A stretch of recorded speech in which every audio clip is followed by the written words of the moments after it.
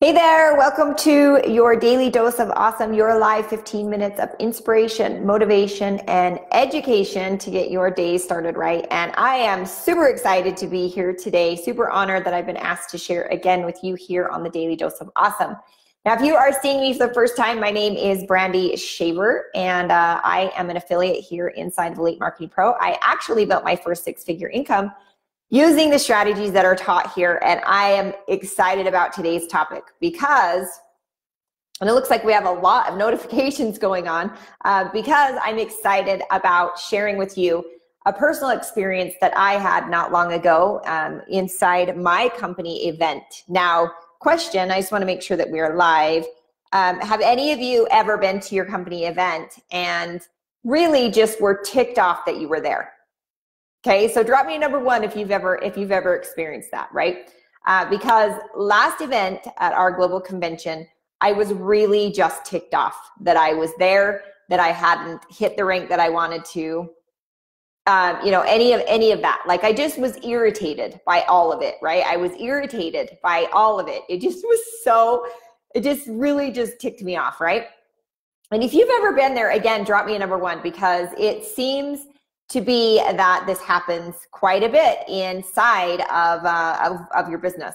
Now, one thing that I want to get clear on is that I still went to the event, right? How many of you have showed up to go to the event just because maybe your upline said, or you knew it was good for you, or you knew that you had to get there, or you were just gonna like throw it all out, right? You were just gonna be like, I'm out, right? Like, I'm done. That's where I was. Now, I even have a team, and yes, my team has grown, and yes, I love every one of them, and yes, all of that stuff. But I was just super irritated with all of it, okay? Now, what I learned at this event was super exciting, and it lit a fire under my butt. And if you've ever had that happen, to be at an event, drop me a number two when you're at an event and maybe something clicks for you, a light bulb moment, something that really just resonates with you, and you're like, oh, that finally makes sense, right? And I'm going to tell you a little bit of a story. This is what ended up happening to me at this event. Where I live, where I grew up, it was called Kid Alley. Okay, so it was on a street called Kid Alley, and there was a bunch of kids that lived there. It's in Podunk, rural Utah, in the middle of nowhere. And down the street, about 3, 4, 5, maybe 5 blocks. 5 blocks. I mean, they're big blocks. They're country blocks, right?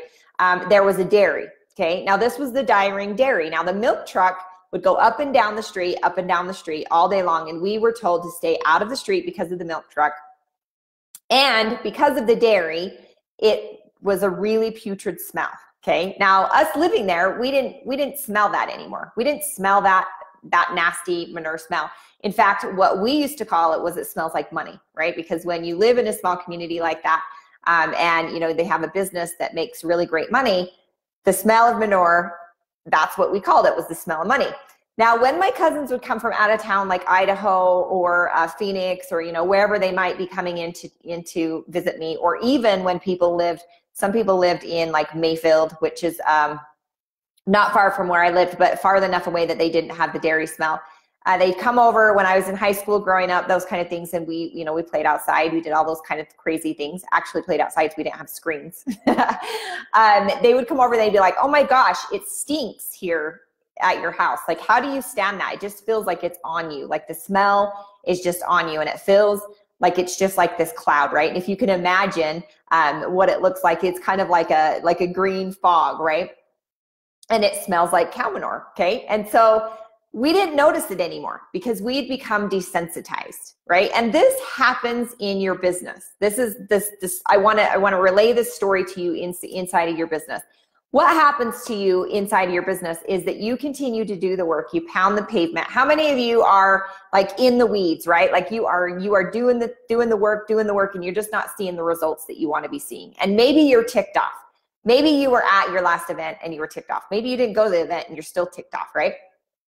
So what ends up happening is you become desensitized and you lose the love for your business. Okay, now I want you to remember what it was like when you first found your network marketing business, or maybe when you first found affiliate marketing, right? What was it like? Drop me a comment down below when you finally had felt like you'd found something that was going to create what you were hoping to create, okay? Because it's super important that we remember And let me just say hello while you guys are commenting in. Let's see, we got Cindy, and we got Chuck. We got Tumas, I think that's how you say that. Sherry, hello. We got Chuck. We've got Jeffrey, Scott. Hi, guys. Hi, Bron. Nice to have you on. Richard, Samra. I think I said it right that time. And Richard. Nice to have you guys. I'm excited you're all here. But yeah, have you ever, like, what was it that you felt when you found your business, right? And my comments aren't working again, so, you know, whatever. But yeah, I'll come back in and comment in later. When you found your business, you had a certain sense of hope. You were excited for something new. You were, you know, maybe a little bit like a little bit fearful, but on that anxious, like excited side, right? And so if you've lost that loving feeling in your business, there's 3 things that you can do to get it back. Okay, you've become desensitized, and so you need to undesensitize yourself. I don't even know if that's a word, but we're gonna go with it. All right, so we've got, I got excited, exhilarating. Yes, Summer, I got it right this time. Awesome. So you felt like there was hope. You felt like there was a way to get out of what you were doing, or maybe, you know, bring another income, or maybe you were just excited to learn something new, those kind of things, right? Now, these 3 things that for you to get the love back in your business, they are super important, and not many people take them or consider them as important as they are. Number 1 is that you need to remember the reason or the purpose you started your business. Okay. Now I know a lot of people are like, what's your why, right? Or whatever. Your why needs to be big. Okay. Your vision, it needs to be so clear that you can see it clearly. Like you can see it like laser focused, right? That's number 1. Okay. So you're going to need to create that vision. Okay. Your why, whatever you want to call it, you know, you can create that inside of on paper. You need to have this written down. You need to see it so clearly. And when I say so clearly, I mean like you can actually feel what it feels like when you're there. You can feel it, you can hear it, you can taste it. What are you doing? Whom are you with? What, you know, what does it feel like? What does it hear like? You know, what are you hearing? What are you seeing? All of those things need to be written down, okay? This needs to be very, very clear. And the results, it's got to be very specific results, okay? Not, I'm going to build a 6-figure business, because that's not very specific, okay? It has to be specific results. And it needs to be written down in the present, okay? So the present. So I am so happy and grateful now, December 31st, 2018, I am now X, Y, and Z, or you know, whatever rank you want to be, okay? Whatever rank is next for you in the next 90 days or next 30 days, okay? All right, number 2, let's get honest with ourselves, right? When I was sitting at this event, I got honest with myself. Had I spent enough time in my business? Had I followed my daily mode of operation? Had I been putting 100% into my business consistently, right? And the answer was no. How many of you think about your business more than you're actually doing your business, okay? And I'm totally guilty. I'm raising my hand right here. Drop me a number 2 if you've ever been guilty of thinking about your business, but not actually doing your business, okay? And this happens to me all the time. In fact, it happened this morning. I'm trying to create a new funnel, some videos for a new funnel, and I am overthinking it so hardcore that I found myself wanting to do laundry instead of creating a video, okay? So you can see how the consistency is kind of like, there's a lack, right? Like there's a problem if you want to do laundry instead of build your business, okay? So you want to make sure your daily mode of operation and you're doing it consistently. Consistency is the key, right? Not 10 hours today and no hours tomorrow. Not 20 hours on Friday and no hours on Saturday, right? Like consistently, right? That means building in a daily mode of operation consistently into your day, okay? Number 3, and you're gonna think this one is totally, you're gonna be like, Brandy, I've heard this a billion times. However, attend events, okay? Attend events, attend your company events, attend, you know, anything that you want to learn inside your business. Attend events that are going to lift you up, be able to, for you to create relationships with other people, to fill your cup, to fill your belief. Get around other people that are doing it, right? You know, that's the reason you jump on Daily Dose of Awesome, is so you can get that shot in the arm to be excited to go, right? And motivation only lasts so long. You've got to get your cup filled. You've got to get to events. It is proven that 98% of people that go to events make 6 times the amount of money. Okay, pretty cool, right? So you want to get to an event. And again, I don't care if it's a company event. I don't care if it's a generic event. I don't care. But quarterly, you better be getting to an event somewhere. Okay, and that doesn't mean sitting in your pajamas on the couch watching an event on the screen. Okay, because that's not at an event. You're not going to get that social interaction or be able to build with other people. How many of you have been to an event this year? More than one. You should have been to some events. All right. The next one is get your passive and active recruiting strategy on paper or either written out or whatever so that you actually know what it is. Okay. Now, a passive recruiting strategy is what you're taught here at Elite Marketing Pro. You can run ads. You can pull them off your personal page. Whatever you're doing consistently to pull people to you, attraction marketing, that's a passive strategy. Okay. Pulling people to you. I suggest if you want to grow your business and hit the next rank within the next 30, 90 days, whatever goal you want to set, to add an active strategy. And I'm going to give you an example here. This should be part of your daily mode of operation. And you know, it shouldn't take more than 2-3 hours a day to get everything you need done in your business if you are putting in the active and passive strategy. Now, if you're building out funnels and you got team systems going on, of course, you're going to be working more than just the 2 to 3 hours. Okay. I'm talking about results-driven behaviors inside of your businesses, okay? Inside of your businesses, not you're going to sit around and wait for everybody to come to you, because I've done that, okay? People do. They come to me all the time and they want to enroll my team. But think about it if we added an active strategy as well, how quickly things would grow, okay? So here's your active strategy.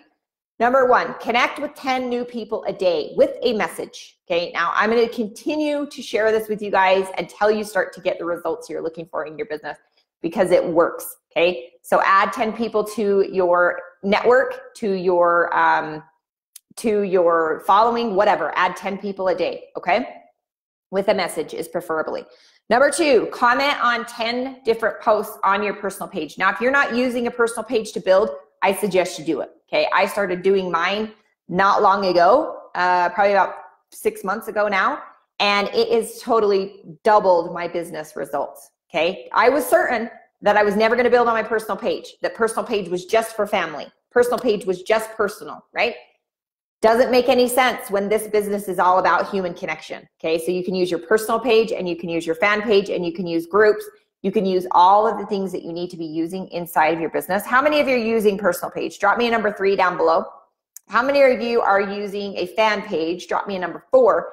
And if you are using groups, fan page, and personal page, give me a high 5, okay? Now, if you're brand new and that seems overwhelming, get one working first. That's my professional advice. Get one working before you start diving into all the others, okay? Posting on your social media platforms consistently. I don't care whether it's Facebook, LinkedIn, YouTube, wherever, right? Just do it consistently. Get consistent on what you're doing.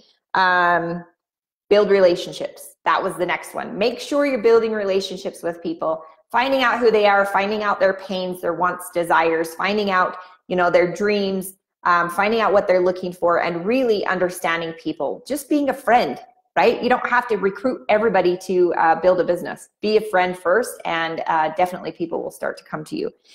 And then the last one for your active strategy is ask for what you want. If you never ask for what you want, then people are not going to know that you have a business, or that you're looking for team members, or that you would love to work with them, okay? Now, I want you to memorize this one statement. When the people ask you what company you're with, are you curious, or are you looking for an amazing home with an incredible team, okay? Because if they're just curious, tell them the name of your company. They can go Google it. They can go figure it out, right? They can go do all the research they want to do. If they're actually looking for a home, then you can share with them on everything that happens inside of your company and be able to enroll them that way. So I hope this gave you some clarity and had a light bulb moment go off for you, because if you've lost that loving feeling in your business, there is a way to get it back. And if you've lost that loving feeling and you don't get it back, people are not going to enroll with you, because they can feel that something's off. They can feel, and you may be excited, you may have a smile on your face, you may be sharing with them, but they can feel that something is off. And that human connection is the most important piece. And when you can transfer excitement and belief into other people, your team is going to grow. So I hope you all have a fabulous rest of your week. Happy Thanksgiving here in the United States.